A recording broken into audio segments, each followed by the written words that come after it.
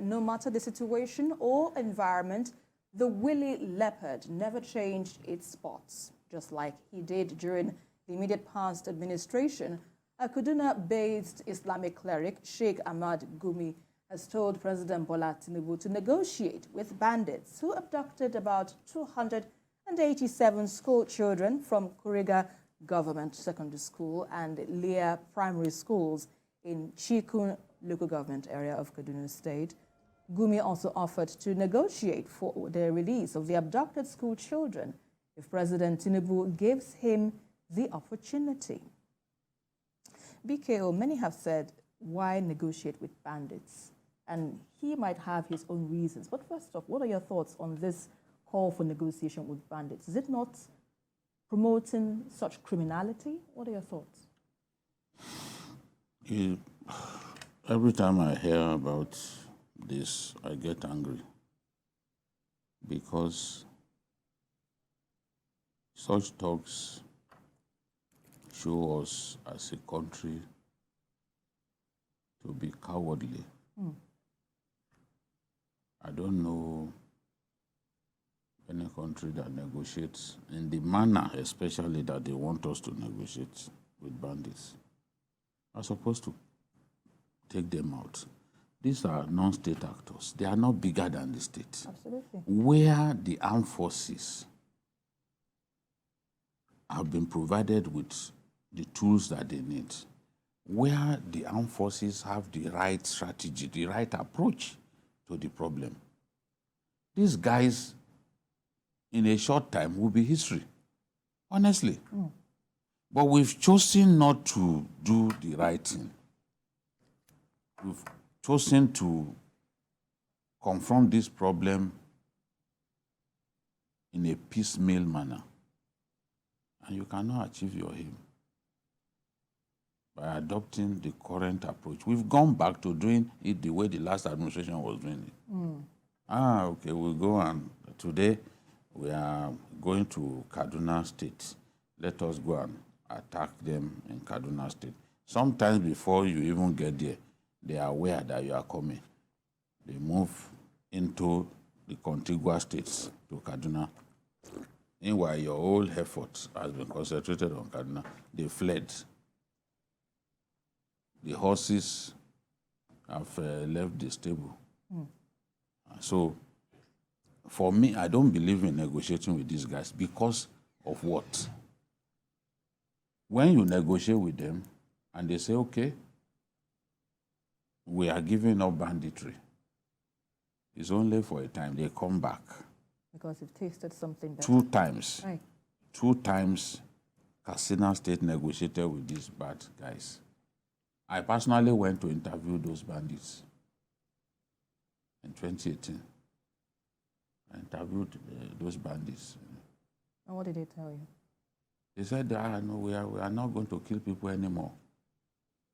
The town that I went to see them is called Shimfida. I can't go there today. Because that was where they killed our soldiers, led by a captain. They wasted those soldiers. The first time, they did it again. They have a camp in that community that they've refused to give up. So you negotiate with them, you give them some money to rehabilitate them. They wait for some time. When the kind of money that they used to make from banditry is not forthcoming, they go back to banditry. These are not people of honor. All we do is, and what I think Gumi and others like him want to see is, okay, they'll kidnap these guys, negotiate, give them money, let them release the people in their hands. You give them money to release the people in their hands, they won't stop kidnapping people. The only way to stop them is to take their lives. This is the fact. But then again, it also raises a question of what fuels banditry, because we know that poverty is one of these factors. So if this is also handled, perhaps we'll have a dwindling effect of this banditry in these states, won't you think? It's easy to talk about poverty as a fueling banditry. It's Is there no poverty in Lagos, for example? Not Do compared you to see? the northern region. Oh, who told you? In most areas visited, I think I've seen some areas that doesn't even have government presence. Okay, if it is just, even from Nigerian Bureau of Statistics figures, yeah, about 130 million Nigerians are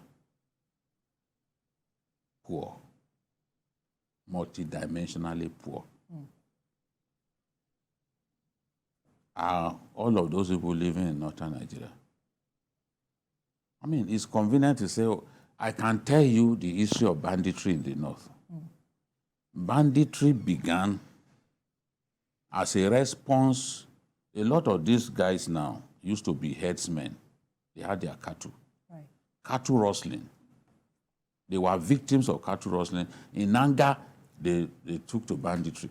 Go and listen to the interview that Daily Trust and BBC conducted with those bandits that they visited.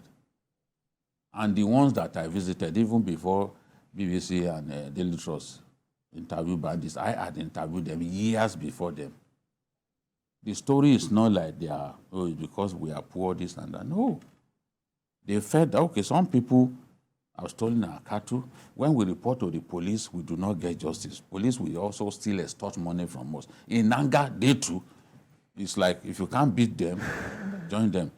That's the main trigger for banditry in northern Nigeria, not because people are poor. Okay, in Kano, Kano, Jigawa, are all the people in Kano and Jigawa, are they all rich? How many times you hear about banditry in Kano, kidnapping in Kano? Yet it's the biggest town in northern Nigeria. It is the only state that rivals Lagos in terms of population. It's a commercial center with people coming all the way from Central African Republic to come and trade in Kano. How many times do you read about abductions in Kano? No, I'm asking. If this year or even last year you read about it, let me know. Jigawa is one of the poorest states in Nigeria. I can confirm. Do you often read about abductions or banditry in Jigawa State? So it's not, you can't tell me that, oh, it's Katsina, Kaduna, Katsina. I mean, Zamfara, that they are the only ones where you have people who are multidimensionally poor. These guys are criminals, pure criminals. And for Sheikh Gumi to be aligning with them, working with them, he has to look at himself in the mirror. So what do you think the government should do at this point? Government should not negotiate. Take their lives. I'm talking about Sheikh Gumi in this instance now. No, he should be ignored. They should ignore him. He's been trying to get government to negotiate with these people. Look, he gave the example of what happened to the train passengers. Train passengers. Let me tell Nigerians what happened. Those train passengers, each of them paid 100 million for his freedom. The Pakistani amongst them paid 200 million. The bandits told them, go and bring foreign currency, and you must not collect it from one Broad Exchange operator. Now, some people, some of the ones who could not pay, what did government do?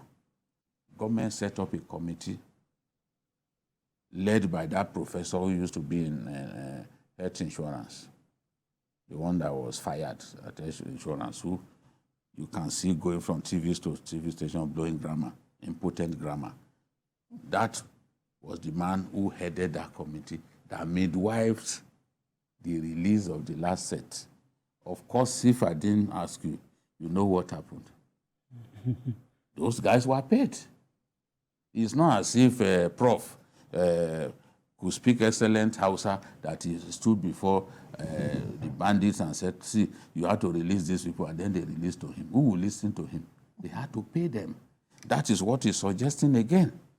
Gumi is suggesting that what happened with those train passengers, that they should do it this time around. This time around too. How much longer are we going to continue? Ashwaju Bola Tinubu's government must defeat banditry. Right. Otherwise, people will judge his time as president as a period when we could not defeat insecurity. He knows that that is something that he has to take seriously. He has to win the war. Absolutely. To win the war, these boys will go under. I always talk about what happened in Sri Lanka. The government defeated Tamil Tigers. When was the last time you heard that Tamil Tigers killed anybody? Long time ago. Since that time. Right. That was the end. They killed them right to the last man. That's what we want to see. Kill Dogo Gide, kill the rest of them. TA, your thoughts on this? How much longer do we think we can continue with this trend if the government isn't ready to handle this? Well, as long as we continue to adopt the same approach that the previous government adopted, then we'll continue to have the same answer to the problem. Which means, the more you keep somebody that is in possession of arms or means of arming himself for a very long time to be a free man, the more he has the added capacity to commit more crime. You see, it is unfortunate that Gumi is coming out again. This is the second government that is saying that he has the right or he has the privilege or the capacity to negotiate. Why him, among all many other prominent northerners who can actually do that thing? Number two is that what the impression it gives you is that banditry and kidnapping is a premeditated action for a particular end for which many people do not know. Because when somebody keep on presenting himself at the face of negotiation, then you know that something is amiss. Then government has to do something that is even different from that particular thing to nip the thing permanently in the bud. Another thing is that if they have the capacity to always come out every time to hold government to ransom, it means that government is not capable or has no political will to destroy them. It is complete extermination. Except when you uproot a tree, if you cut it from the branches or you cut it up, it will still grow. Right. There are some trees that can live for 100 years. But the moment you refuse to uproot it, no matter what it costs, I think President Tinubu has to display enough political courage. Because before you know it, if you should commit the whole force of the Nigerian military to do this thing, some people keep on saying that they are killing some people. But yes, criminality is not confined to the north. It is all part of Nigeria. Right. The way Brigadier General Buba Marwa has been fighting drug in Nigeria, let somebody, the DSS of the army, fight banditry like that. If they do same way, we are likely to have different results. And mind you, all the Renew Hope program of President Tinubu cannot have any meaning if people cannot go to the farm. To farm. If Nigeria cannot produce food, no matter the amount of money you give people to go and farm, if their lives cannot be protected, they cannot farm, and you can know the results. So far, we continue doing that. Then some people continue saying that we should start importing food into Nigeria. And as it is today, I always tell people that the problem of Nigeria is not hunger. It is inflation that is beyond description, caused by a lot of factors, among which is an average Nigerian is ready to exploit the next person. So I think this government, once and for all, have to take a decisive action and uproot every element of banditry in all parts of Nigeria, no matter what it takes. Right, but before we get to that, some are even suggesting perhaps he needs to be arrested. Sheikh Gumi, for instance. I always tell, like I said the other time, if the action is not premeditated, why him all the time? What are the interests? What has he got? What language has he been speaking? Or that he is capable of speaking to these people, that it is only him that they will listen to. Then if we are able to discover that, or ask that, then we know why the reason why it's always the only person coming out every time to say that, let me negotiate with them. Then there's something amiss. Because there's a saying in my place that the leaf that is dancing on the surface of the water, the drummer is beneath the water. Right. Except you get to the drummer, you are not likely to exterminate or wipe away the water handset. Because now, banditry has become a handset that we have to remove. And those people drumming for it, supporting it, now that they hear that the man has said that I want to negotiate, they will be happy again.